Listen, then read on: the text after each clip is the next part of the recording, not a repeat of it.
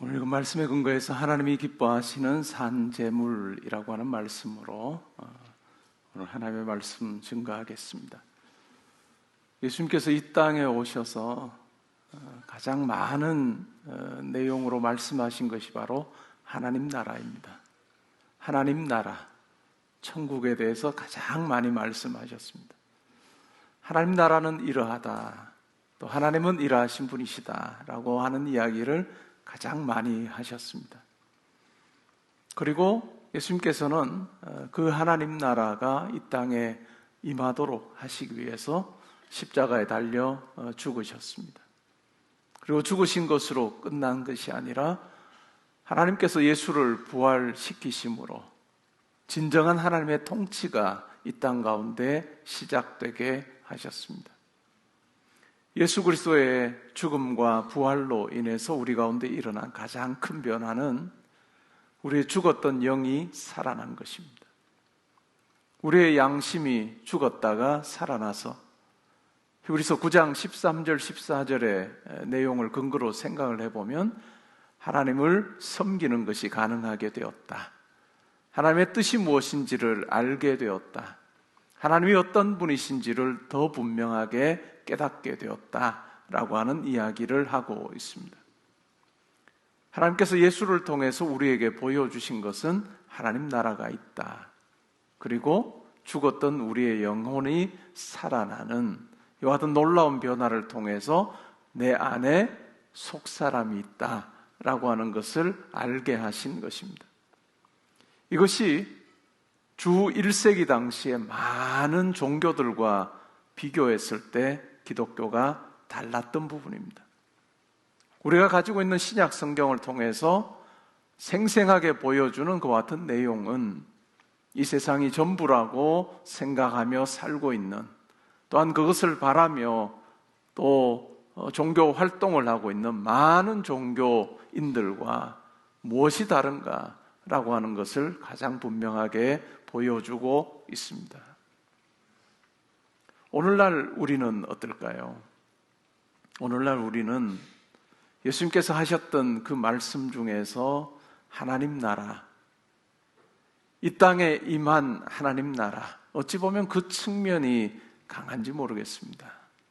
그러다 보니까 완성될 하나님 나라, 또 내가 가게 될 하나님 나라, 내가 영원토록 살게 될 그 하나님 나라에 대해서는 우리가 상대적으로 덜 중요하게 생각하며 사는 것 같습니다. 오늘날 기독교를 많은 사람들이 현세적 기독교다라고 그렇게 부릅니다. 다르게 말하면 세속적 기독교다라고 하는 말을 합니다. 1세기 당시의 성도들의 삶을 살펴보면 그들은 하나님 나라를 소망하는 자로 살았습니다. 예수 그리스도의 재림이 그들에게는 매우 중요한 신앙의 요소로 자리를 잡았습니다. 예수 그리스도께서 오시는 그날에 내가 합당한 모습으로 주님 앞에 서야 하리라 라고 하는 생각을 가지고 이 땅에 임하여서 완성될 그 하나님 나라를 꿈꾸며 바라며 그렇게 살았습니다. 2000년이 지난 오늘날을 생각해 보면 이 땅에 온전하게 임할 그 하나님 나라에 대한 소망, 열망, 그 가운데 나의 삶이라고 하는 부분은 별로 중요하게 여겨지지 않는 것 같습니다. 현세적 기독교에서 신앙생활 가장 잘하는 모습은 또 결과는 어찌 보면 구약적인 부분과도 흡사한 것 같습니다. 구약에서 하나님 잘 믿으면 건강하고, 구약시대에 하나님 잘 믿으면 자손이 번성하고, 구약시대에 하나님 잘 믿으면 물질이 풍성해지는, 그와 같은 외적으로 손으로 만질 수 있는 그와 같은 내용, 그것이 어찌 보면 신약시대, 현세적인 신약시대에도 그대로 하나님께서 우리에게 주시는 복인 것처럼 우리가 생각하는 경향이 있습니다. 왜냐하면 두 시대 중에서 하나님 나라라고 하는 저 시대는 날아가 버렸고, 유일하게 남아있는 것이 바로 이 세대밖에 없기 때문에, 그것이 바로 세속적인 기독교이기 때문에 우리의 신앙생활에서도 예수 잘 믿으면 건강하고, 예수 잘 믿으면 자녀들 잘 되고, 예수 잘 믿으면 물질도 많아지는 이와 같은 요소로 우리가 생각하는 경향이 있습니다. 그러나 우리의 삶을 놓고 보면 우리의 이 바람이라고 하는 것은 마치 손으로 바람을 잡으려고 하는 것과 흡사합니다. 우리가 손으로 바람을 잡을 수가 없습니다. 근데 그걸 바라고 사는 거죠. 마치 내가 이 세상에 사는 동안 마지막 순간까지 건강하기를 원합니다. 마지막 순간까지 물질의 부분에서도 아무런 어려움 없기를 바랍니다. 우리 자녀들도 정말로 승승장구하기를 바랍니다. 우리의 많은 기도의 내용 속에 이와 같은 부분들이 자리하고 있습니다. 물론 저도 여러분들을 위해서 기도할 때마다, 우리 성도님들을 위해서 기도할 때마다 이 내용을 빠뜨리지 않고 합니다. 그러나 이 기도가 하나님 앞에 올려드리기 전에 우리 가운데 우선적으로 있어야 되는 기도가 있습니다. 그것이 바로 내 속사람이 강건해지는 기도입니다. 내 영이 하나님 앞에서 정말로 산 영으로 살아가는 것입니다. 외적인 것으로 내 신앙을 가늠하지 아니하고 그것이 전부가 아님을 알고 하나님 앞에서 내 영혼이 어떠한 상태에 있는가, 육신은 아무런 부족함이 없는 그와 같은 물질이나 건강이나 여러 가지 여건들이 아무런 부족함이 없는 그와 같은 상황 가운데 있다 할지라도 내 영이 굶주려 죽어가고 내 영이 목말라 하고 있는 그와 같은 상황 가운데 있지 않은지를 점검하는 그것이 매우 중요합니다. 우리 자녀들을 위해서 기도할 때도 마찬가지입니다.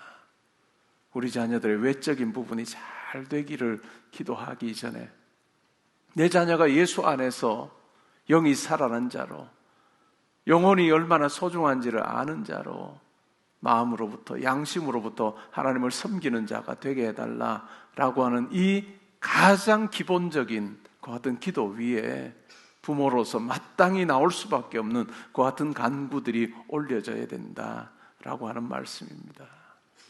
우리의 이 땅에서의 삶에 두 시대가 있다는 것, 이 세대만이 아니라 하나님께서 우리에게 허락하실 영원한 그 나라가 있다는 것을 우리가 알게 될 때, 그 영원한 나라에서 하나님께서 우리를 어떻게 만들어 가시고 빚어 가실지 완성해 가실지를 아는 우리는 그 나라를 사모할 수밖에 없습니다.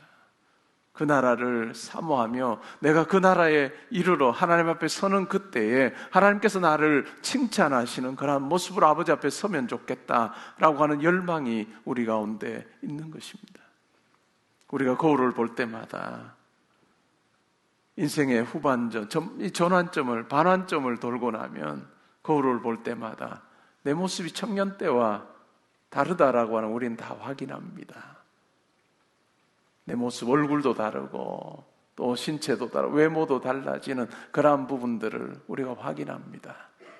그러나 이 거울에 비친 내 육신만 보는 것이 아니라 말씀의 거울에 비춰볼 때 내 영혼은 어떠한가? 이것은 굉장히 역설적인 부분입니다. 내 영혼은 어찌 보면 더 아름다운 모습으로 우리의 인생의 후반전을 살면서도 내 영혼은 하나님 보시기에 더 아름답고 더 멋진, 흠모할 만한 그런 모습으로 내가 변하고 있구나라고 하는 것을 확인하는 그것이 우리의 인생에서 얼마나 소중한가라고 하는 부분을 우리에게 이야기를 해주고 있습니다. 그 사람은 연약해집니다. 그 사람은 후패합니다. 그러나 속 사람은 더욱더 강건하게 되는 이 매력, 이것이 바로 오늘 이 말씀이 우리에게 이야기해 주는 매력이라 할 수 있습니다. 여러분, 인생의 후반전에도 팍팍하고 전반전에 있었던 그와 같은 자기의 어떤 했던 일들을 자랑하는 그 정도의 삶이 아니라 현재 진행형으로 계속 하나님 앞에서 더 아름다운 모습으로 그리스도를 닮아서 더 장성한 분량에 이르는 그와 같은 속사람이 우리 가운데 있음을 확인하게 될 때 우리의 이 땅에서의 삶은 마지막 호흡하는 그 순간까지 하나님께서 우리 가운데 예비해 두시고 만들어 가시는 그 성숙을 경험하는 삶이 될 것입니다. 그러할 때 우리 이 땅에서의 삶을 시간이 지나면 지날수록, 잘 살면 살수록 하나님 나라가 내게 더 가까이 느껴지는, 내가 하나님 앞에 서는 그날이 가까움이 재앙이 아니고 억지로 가는 것이 아니라 정말 찬송하며 갈 수밖에 없는 그와 같은 멋진 하나님의 약속이 내게 있음을 우리가 붙들게 될 때 우리 이 땅의 삶은 절망이 아니라 소망으로 궁극적인 우리 가운데 주어지는 그 삶을 바라보며 행복하게 우리의 마지막 순간까지 살 수 있는 특권이 우리 가운데 있다라고 하는 것입니다.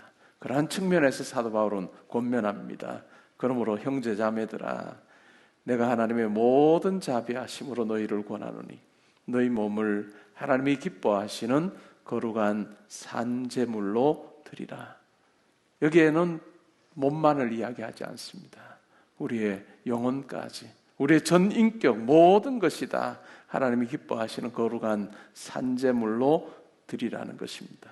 이것이 너희가 드릴 영적 예배니라, 신령한 예배니라. 너희는 이 세대를 본받지 말고 이 세상이 전부라고 생각하고 눈에 보이는 것 그것으로 평가하고 자기의 삶에 대해서 이렇다 저렇다 이야기하는 그와 같은 이 세대를 본받지 말고 오직 마음을 새롭게 함으로 변화를 받아 하나님의 선하시고 기뻐하시고 온전하신 뜻이 무엇인지 분별하도록 하라.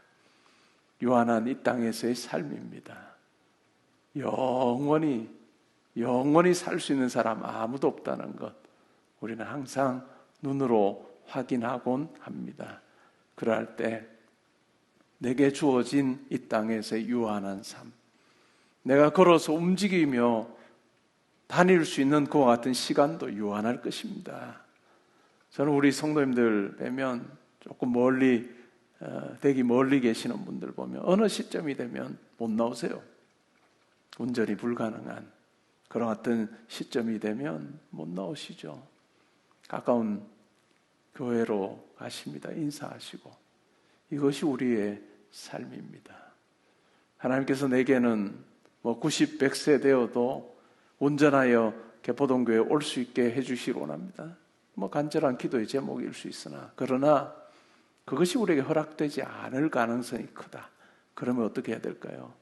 내가 할 수 있는 지금, 내가 지금 걸어서 운전해서 예배 자리에 나올 수 있는 것 또한 어찌 보면 횟수로도 딱 제한되어 있는데 그와 같은 유한한 시간 속에서 내가 과연 하나님께서 기뻐하시는 최선을 다하고 있는가? 오늘 예배가 끝나고 나면 또 예배당 또 청소하시는 우리 성도님들이 하실 거예요. 왜 저 사람만 안 나오고 나만 하나 이 생각하지 말고 하나님께서 내게 허락하신 선물이구나. 내가 몸을 움직여서 온 성도들이 함께 예배하는 이 공간을 깨끗하게 할 수 있다는 것 또한 하나님께 내게 주신 횟수로도 제한되어 있는 그 수고의 자리 내가 잘 감당하리라. 우리가 각자 감당하는 이 교회 안에서의 또한 세상에서 여러 일들도 유한의 일이라고 하는 측면에서 생각해 보면 또 다른 가치로 여러분들에게 다가오게 될 것입니다. 사랑하는 성도 여러분, 우리 이 땅에서의 삶, 하나님께서 기뻐하실 것이 무엇인지 분별하여서 순간순간 최선을 다함으로 하나님 앞에 거룩한 산제사 드리는 저와 여러분 될 수 있기를 주님의 이름으로 축복합니다. 아멘.